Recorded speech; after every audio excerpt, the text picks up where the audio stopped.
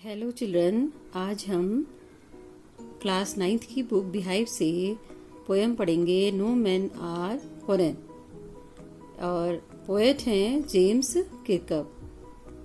With the help of word meaning we will read the poem in and we translate in Hindi. Remember no men are strange, no countries foreign. Beneath all uniform, a single body breathes. Like ours, the land our brothers walk upon. Is earth like this, in which we all shall lie? इसका मतलब है remember no man are strange, कोई भी आदमी strange नहीं है। Strange मने अजनबी नहीं है। स्ट्रेंज मने सरप्राइजिंग, नॉट प्रीवियसली विजिटेड और सीन, मतलब कि कोई पहले न दिखा हो न उसको देखा हो तो उसको अजनबी बोलते हैं। तो उन्होंने कहा कोई भी अजनबी नहीं है और कोई भी फॉरेन नहीं है। फॉरेन मने परदेसी नहीं है। बीनीथ ऑल यूनिफॉर्म, सभी वेशभूषा के नीचे। बीनीथ ऑल यूनिफॉर्म का मतलब उन्होंने बताया है अंडर ऑल ड्रेसेस, सभी वेशभूषा के नीचे, जो हम वेशभूषा पहनते हैं उन सभी के नीचे एक सिंगल बॉडी ब्रीथ्स, एक सिंगल बॉडी ब्रीथ, एक शरीर सांस लेता है। लाइक अवर, जैसे कि हमारा लेता है, वैसी सभी की शरीर है। सभी को एक ही समान शरीर मिला है जो कि सांस लेता है, उसमें कोई अंतर नहीं है। The land our brothers walk upon, और वह भूमि है जिसमें हमारे भाई चलते हैं। इस अर्थ लाइक दिस, वह ऐसी ही हमारी पृथ्वी है। In which we all shall lie, we all shall lie का मतलब है वी ऑल शेल लाई मतलब all will be buried after death. Buried मने होता है दफनाना, मरने के बाद दफनाए जाएंगे हम। वही पृथ्वी है जिसमें सब दफन हो जाएंगे, जिसको दफनाया जाएगा। यानी कि कोई भी व्यक्ति किसी भी रूप से न परदेसी है न अजनबी है। सभी की एक ही बॉडी है, सभी इसी भूमि पर रहते हैं, निवास करते हैं, चलते हैं, और इसी भूमि पर एक दिन जब वो मरेंगे तो उनको दफना दिया जाएगा। They too aware of sun, air and water are fed by peaceful harvests, by wars long, winter starved. Their hands are ours, and in their lines we read a labor not different from our own. इसका मतलब है they too aware of sun, air. Aware माने होता है यहाँ पर, मतलब aware मतलब बताया है। अवेयर ऑफ मने having knowledge of a fact, पूर्व परिचित। वो पहले से ही जानते हैं किसके बारे में, सन के बारे में, एयर के बारे में, एंड वाटर के बारे में, पानी, हवा, सूर्य के बारे में। Are fed by the peaceful harvest, और वो भी पीसफुल शांतिपूर्वक फसलें उगाते हैं। By wars long winter starve, और जब लॉन्ग विंटर वार्स चलते हैं, वार मने होता है युद्ध, जब लंबे लंबे युद्ध चलते हैं तो वो भी विंटर स्टाव, सर्द रातों में स्टाव्ड, भूखे रहते हैं। यहाँ पर स्टाव्ड का मीनिंग दिया हुआ है। स्टाव्ड मने सफर्ड फ्रॉम हंगर, भूखे मरते हैं, भूखे मरे, वो भी भूखे मरते हैं।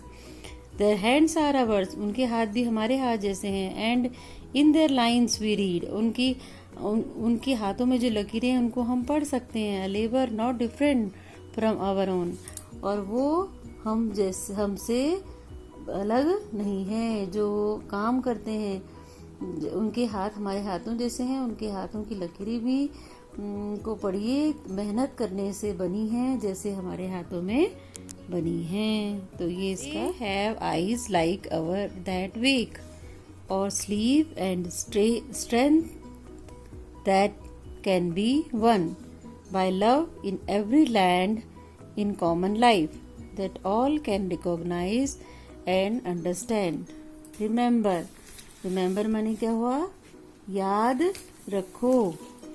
याद रखो उनकी आंखें भी, that they have eyes like ours, मतलब उनकी आंखें भी हमारे ही समान हैं, जो वेक माने जागती हैं, और स्लीप सोती हैं, एंड स्ट्रेंथ ताकत, दैट कैन बी वन, और जो वैसी शक्ति है उनके पास भी, प्रेम के द्वारा शक्ति जीती जा सकती है ना, बाय लव के द्वारा जीता जा सकता है। In every land is common life, हर भूमि में एक समान जीवन होता है, हर सभी देशों में एक समान जैसा जीवन होता है।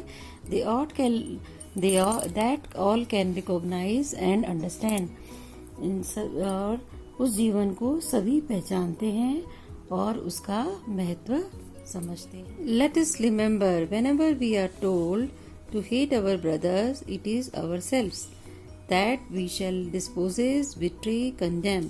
Remember, we who take arms against each other, it is the human earth that we defile.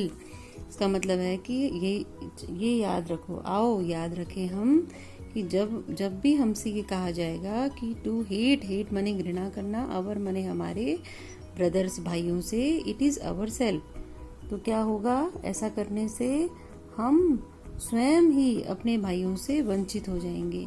That we shall dispossess माने होता है वंचित होना, और बिट्रे माने होता है विश्वासघात करना, और कंडेम माने होता है, क्या होता है, तिरस्कार करना।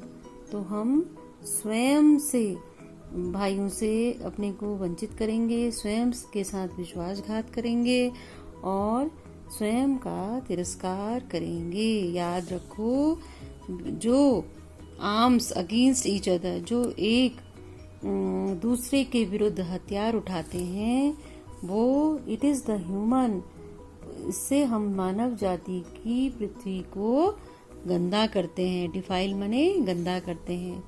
अवर hells of fire and dust outrage the innocence, इसका मतलब क्या हुआ कि जो हम मानव जाति की पृथ्वी को गंदा करने के बाद अब हमारे वायु पूरे भूमंडल पर एक जैसी होती है, ठीक है, हमारी जो वायु है भूमंडल पर एक जैसी होती है, लेकिन हम क्या करते हैं, हम युद्ध की अग्नि प्रज्वलित करते हैं और धूल उड़ाते हैं, डस्ट आउटरेज, धूल उड़ाते हैं और वायु की पवित्रता को क्या करते हैं, प्रदूषित करते हैं, ठीक है, डस्ट आउटरेज एंड इनोसेंस।